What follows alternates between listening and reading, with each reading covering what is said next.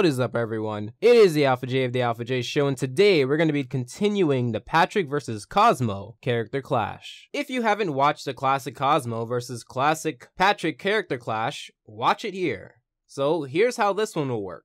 For Patrick, we will be dealing with seasons 4 to 9, and for Cosmo, we will be dealing with seasons 6 through 9. I will be grouping seasons 4 and 5 together and seasons 6 and 7 together, and seasons 8 and 9 together for modern Patrick episodes. And for Cosmo, I will group seasons 6 and 7 together and 8 and 9 together. This is going to be a long video, so let's just get into this. So for the art shout out of the day, I have this art piece here. It is from this person on the screen. Gamuboy _ that is their Twitter handle. Please make sure to go over to that particular tweet with the links down below. Give it lots of likes, give it lots of retweets. Make sure to tell them that I sent you. And these comments here, very motivating, especially for videos like this. In fact, I actually do want to take a small time and acknowledge all of the great feedback I have gotten off of my first Dreamisode episode from before. I haven't done a video like that before where it's just the concept, the idea, and the story, and that's it. There's really no episode, so it paid off, and I'm kind of glad to see that I can do a lot more of those in the future. Well, for seasons 4 and 5, we have 8 key episodes that feature Patrick either very prominently or show Patrick's core trait in the best interpretation. I've noticed a big shift in Patrick's character from seasons 4 to seasons 5. In season 4, there is 13 episodes that show Patrick being not only ignorant, but stupid, whereas in season 5,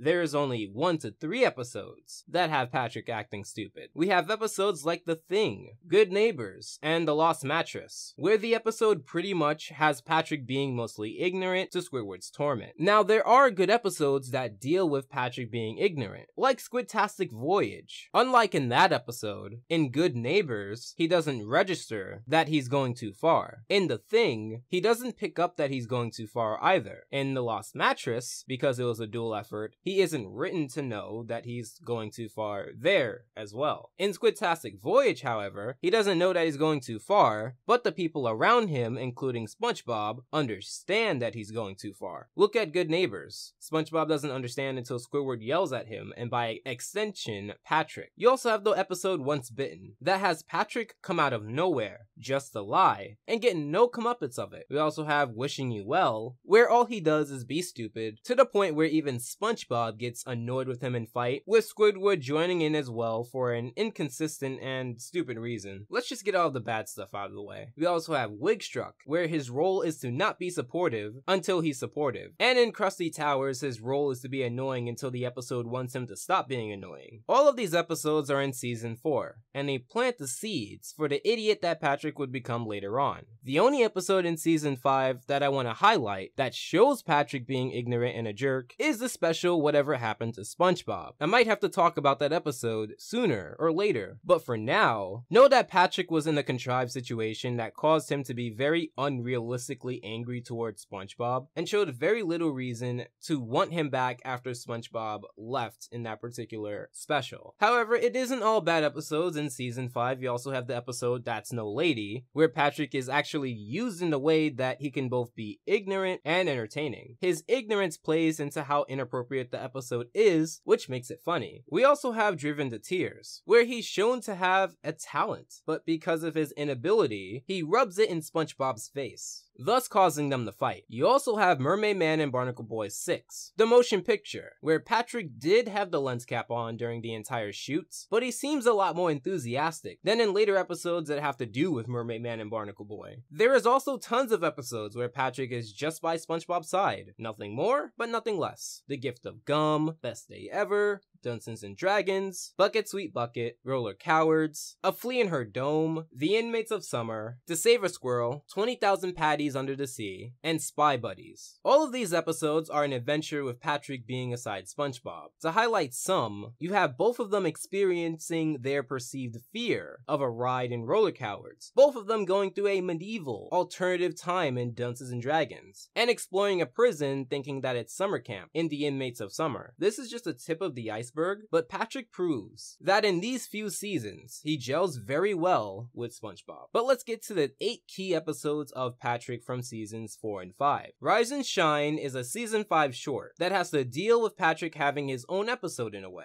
Besides Ugh, this is the only episode to have a SpongeBob cameo. Not a major appearance, not even a minor appearance. Just a kind of small cameo. I think he handled himself well, but then again, this short was 4 minutes and it doesn't really mean much. We also have Sing a Song of Patrick, where he leads the episode with a song that is terrible for the town, but at least not completely horrible for the audience. They did the concept of cringe comedy well here. Not only that, but Patrick was the best part of the episode, having motivation, lots of funny jokes, plenty of room to bounce off of the other people in the episode. Waiting is also an episode that I've already talked about a long time ago. Although SpongeBob was truly the problem there, the episode stood out in season 5 because it shows that it isn't always Patrick who goes too far, and the imbalance of episodes in these seasons and the upcoming seasons really do hurt Patrick in the long haul. The donut of shame comes up a lot in conversations when it comes to really good episodes centering Patrick in post-movie SpongeBob. He seems to have a morality with not wanting to eat the donut like in Rise and Shine, holds his own in terms of entertaining the audience, even if it is for a while. Another key episode, The Pink Porlonier, is a very unique episode, because although it does focus on SpongeBob, again, like with Waiting, he doesn't always deal with SpongeBob's crap. Unlike in Waiting, here, Patrick almost moves away because of SpongeBob's betrayal. In fact, he plays the ignorant card here, but since it's needed for the episode to make sense, it's used well. We also have Rule of Dumb, where Patrick goes nuts after having power, which in later episodes proves a seed that messes with Patrick catastrophically when you take that and the eventual flanderization of his character. We also have Patrick Smart Pants, where he's actually smart for a change, but he became somewhat of a jerk. And lastly, we have the battle for Bikini Bottom, which shows an amazing battle between both of them and has shades of a future episode, Sandcastles in the Sand. As you can see, they play up the ignorant card, and besides The Thing, Good Neighbors, and Waiting, he isn't too bad. As we go into seasons 6 and 7, we get some really interesting episodes for Patrick, but let's build up. There's episodes like Gone, The Splinter, Yours, Mine, and Mine, Karate Star, The Plays The Thing, where he's truly horrible. I don't understand why they have Patrick do what he does in these episodes. Maybe it's funny to some, but not to me. But sometimes it's a two-person effort, like in Giant Squidward, Pineapple Fever, The Curse of the Bikini Bottom, that sinking feeling, The Great Patty Caper, Professor Squidward, Toy Store of Doom, and Back to the Past. In these episodes, Patrick doesn't help what either is a Squidward torture episode or an episode where both characters are stupid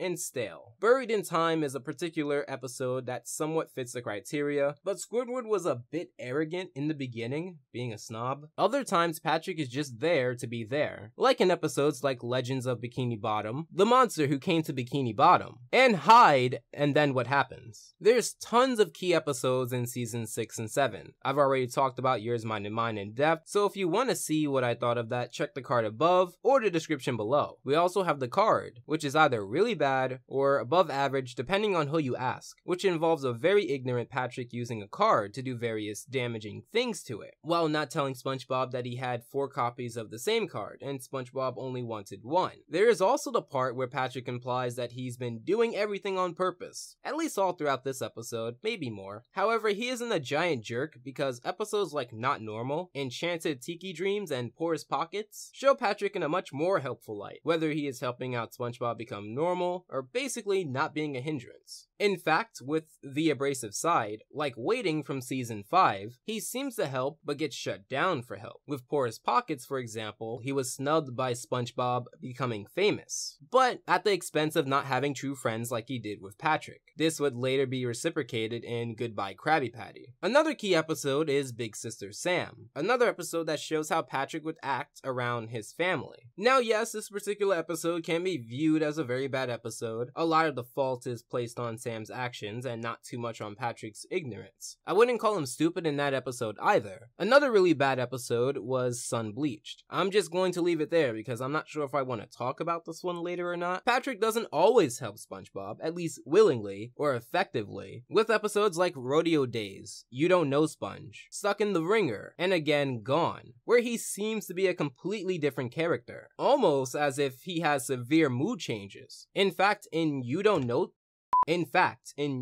Sponge, that opening scene was so horrible in the way Patrick was portrayed. In fact, speaking of change, we have the episode No Nose Nose, where he was given a nose and kind of went off the deep end. I don't think it was super bad, but it does remind me a lot about Karate Star, that was also released around this time. A Life in a Day seems to have the opposite effect, where because Patrick doubled down on being extreme, this ends up blowing up in his face, in a quite surprising twist. However, he still keeps up his comedic charm in episodes such as Krusty Crushers, Shuffleboarding, Love That Squid, and Krabby Road. All pretty funny episodes that show Patrick in a natural but very funny light. I think the entire exercise deal that Patrick had in Krusty Crushers, while a great way to handle the plot, it was also extremely funny and memorable. I would even go as far as to say that it rivaled some pre-movie Patrick stuff. In fact, another episode where he was used for laughs was No Hat Pat, but for a different reason. Although him falling was humorous at first, his continued and gradual pain turned into what was once a harmless act into a cruel practice.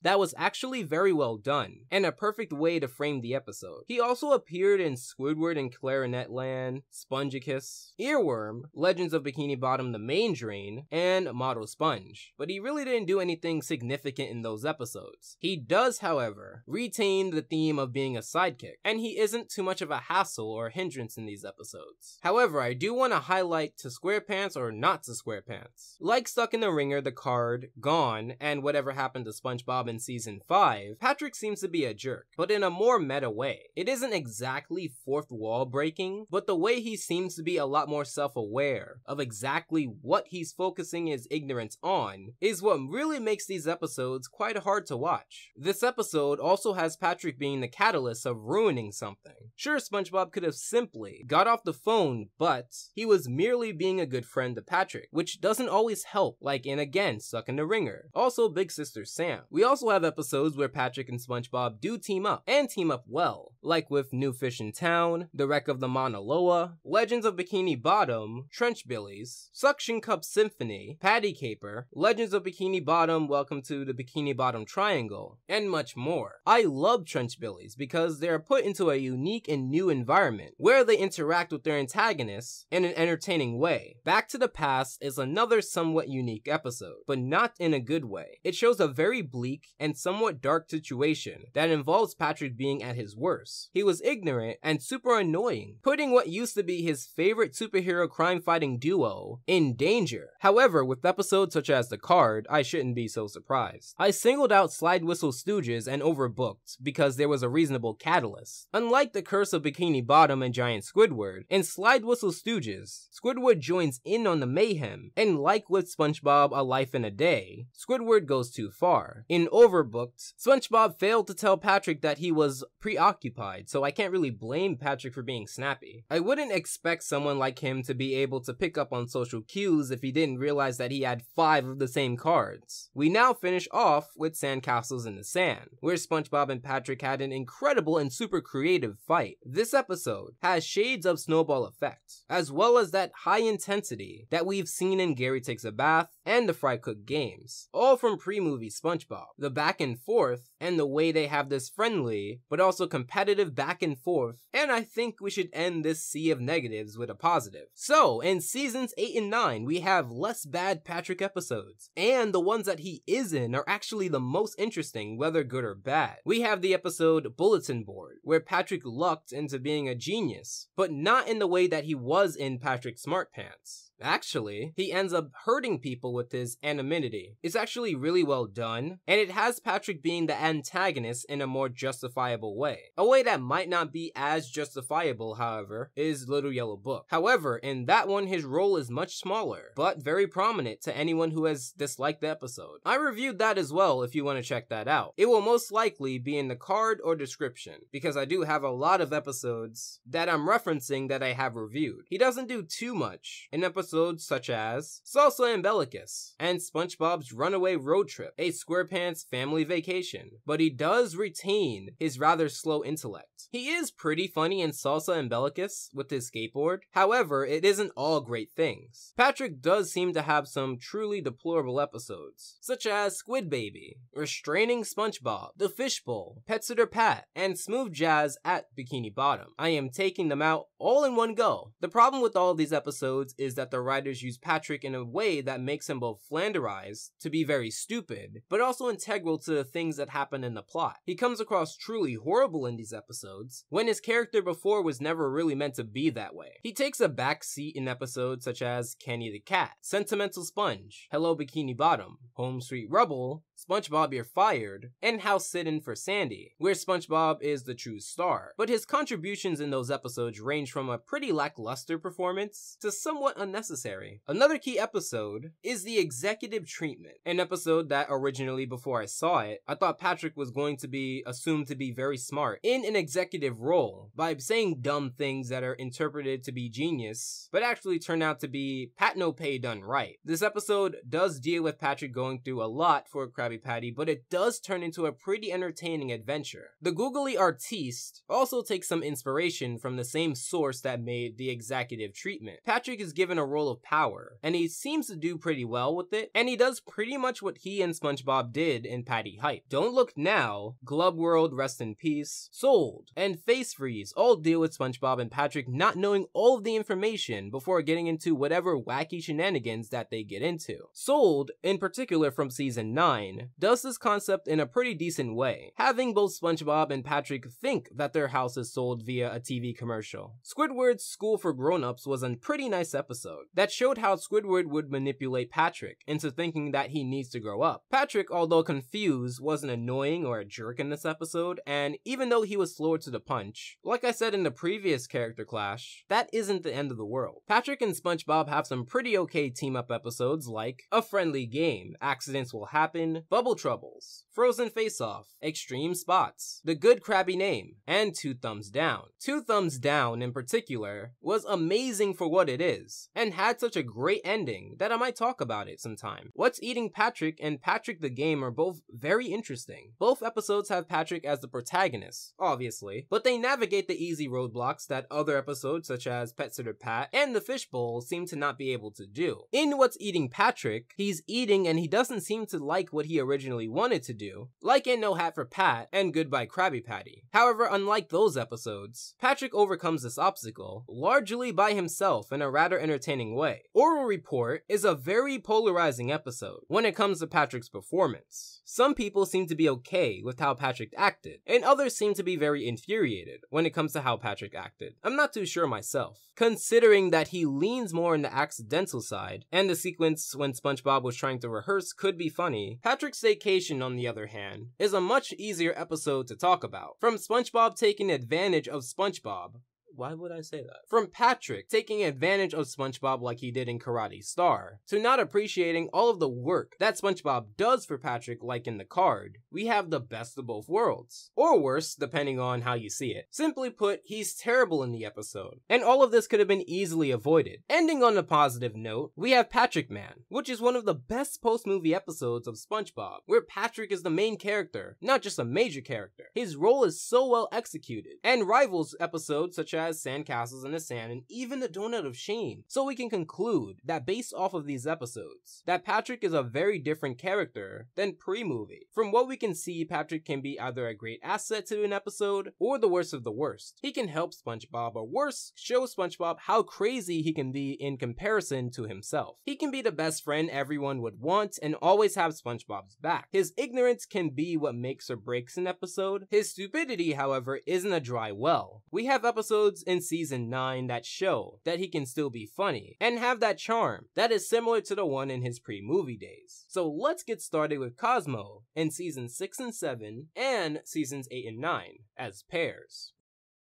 The episode Fairly Odd Baby is the premiere of season 6. In that special, we have Cosmo becoming pregnant. Cosmo was shown to be very unstable and zany, with a lot of different mood swings happening in the episode. Often Timmy was at the end of some of Cosmo's bad mood swings. We learn here that Cosmo is the one able to have a baby, but also that his love for Wanda, like I said in the previous character clash, obviously is still there. He also has tons of love for his newborn, and appears very genuine while also not forgetting his charm and humor. You also have tons of episodes that have Cosmo simply with Wanda and not do anything too unique. Episodes like Mission Responsible, Odd Pirates, Super Poof, and Merry Wishmas. In Odd Pirates, Cosmo does have a fear of pirates and makes great comedy with it. We also have the episode 00 Snosmo, where although Cosmo surprisingly isn't the main focus, because of his willingness to love and trust someone until he has a brutally clear reason not to, the episode explores what would happen if his family, besides his mom. However, this episode is more centered on the interactions between Wanda and Snosmo, but the connection with Cosmo is somewhat major as well. You also have the episodes where Cosmo is actually helpful, in episodes such as One Man Band and Freaks and Geeks. In One Man Band specifically, Cosmo really wants to help Timmy, and succeeds, but Timmy ends up firing Cosmo as his manager. Cosmo doesn't have too much of a negative response, if any at all, like in 00 Snosmo. You also have the episode The Playdate of Doom, where it looks like Cosmo may have had a little more intelligence, but it was all a ruse to dump his beats into what was a playpen, in the episode that sucked everything that was in the playpen into outer space. He does act somewhat like a reasonable parent. We also have episodes such as Wishy Washy, where Cosmo is turned into a teenager and it's played up for comedy. In fact, a lot of episodes in season 6 and 7 do this, which is not a bad thing at all. I mean, Fairly Odd Parents is a comedy. I believe a lot of episodes do not just play up the whole character is stupid so he must do a lot of stupid things here. I did say in the previous video that Cosmo did have the seeds to be flanderized, to be pretty much stupid for the sake of being stupid. However, from the episodes I saw in season 6 and 7, my assumption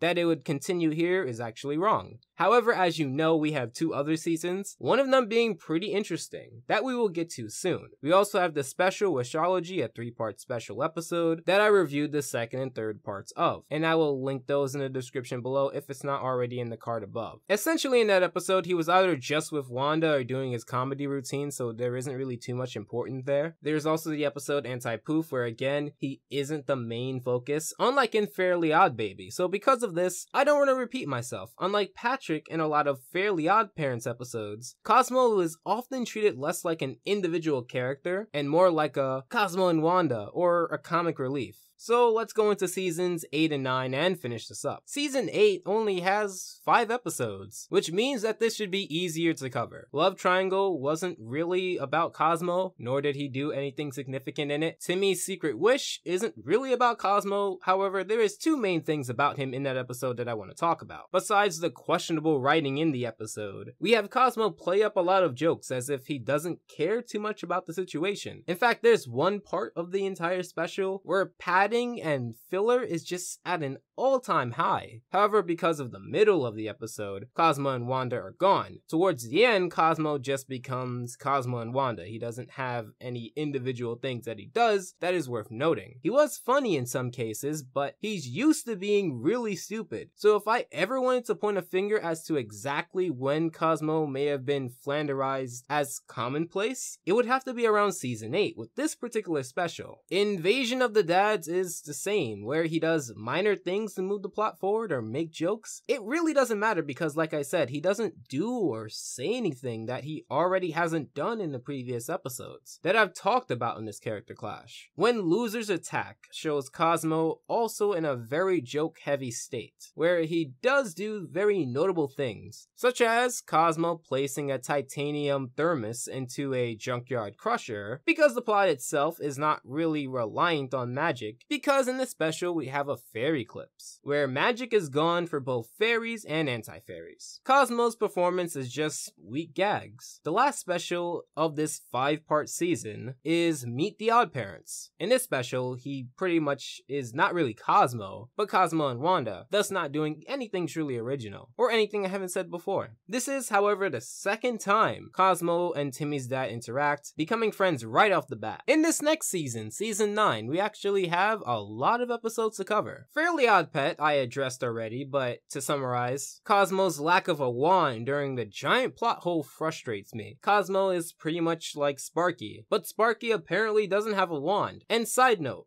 in Fairly Odd Pet, if Sparky's a fairy dog, how come he couldn't wish his house back to the surface? I mean, what qualifies him as a fairy if he can't make wishes? What, does he have to be trained? I guess it doesn't matter, because he comes and goes pretty much not returning in the next season, season 10, which I'm not even gonna touch for this video. Wait a minute, not even done yet. So checking out the 3rd episode of the season, I Dream of Cosmo, Sparky wishes his way back into the house. So why couldn't Sparky wish the house back to the surface when he buried it? Anyway. In this episode, Cosmo has amnesia. He isn't malicious and seems to just meander around granting wishes. It's an empty episode, and honestly, I feel like a lot of these empty episodes are littered in season 9. In episodes like the Terrible Twosome, Viral Vidiots, Cosmo doesn't do too much besides give his brand of stupid humor and get beat up. In the episode Cosmonopoly, we have Cosmo making his own board game, made up of his own rules. It was shown in this 22-minute special, I think, that Cosmo made it to celebrate his love for Wanda. The comedy in this episode is horrible, but the story was solid. Cosmo was great aside from, obviously, the humor. In episodes like App Trap, Scary God Couple, Force of Nature, Cosmo doesn't do too much, but gives stupid humor. In episodes like 2.5 Babies, Finding Emo, you may forget he was even there. The episodes focus a lot more on Sparky, and Cosmo is much more of a side person here than ever. Also, side rant, season 9 is really bad. I try to stay positive. Even in my negative reviews lately, I tried to be positive. Season 9 has made me hate writing the script. Again, I haven't felt this since my Family Guy review over a year ago, and I guess my Goodbye Krabby Patty review. And I would rather write that than this. Besides the episode being bad in my opinion, the other reason that made Goodbye Krabby Patty so hard to write was because in the process of switching computers, I actually had to rewrite that script. I did not start working on this until after I got my new PC. Sure, on the surface, these are just cartoon episodes. I will never say that these episodes make me want to die. I think that's too exaggerated for my taste. However, I will say that this season has made me so demotivated to make videos. Cosmo is just terrible to decent in many of them. Maybe one day I'll get through season 9 as like a massive video project, but I fear that much negativity might backlash on my channel. Because I'm going to warn you now, it would be a lot of negativity in that video. Let's just say I don't talk about Fairly Odd Parents too much, but if you have seen my Fairly Odd Parents videos, it turns into one of those videos. To put it blunt, Cosmo is mostly used for dumb humor and to be beaten up for cheap comedy. Nothing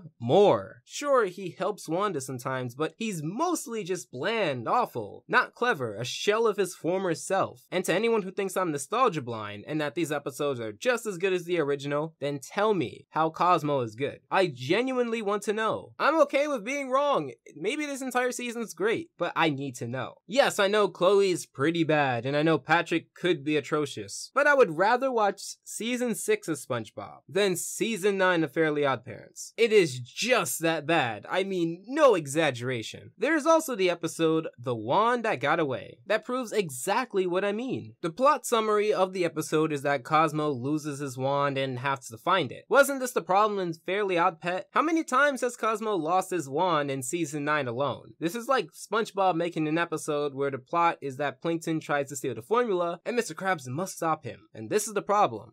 But I refuse to talk any more about season 9 at the moment, any more than I have to. I have so many better videos, so many more exciting concepts, and I'm not gonna let seasons 9 and 10 demotivate me. Overall, Cosmo has made the slow but inevitable decline into being a former shell of himself. He can be loving towards his wife, Timmy, and of course, Pooh, Sparky, even anti-Cosmo, or whoever else comes along. He is used for pain, comedy, sometimes even both together. Cosmo is so much more stupid here than in the classic pre-hiatus seasons. He can even be a bit rude, laughing when Timmy might suggest that he's the best godparent. His jokes are flat, and he's the worst in season 9. It's so bad.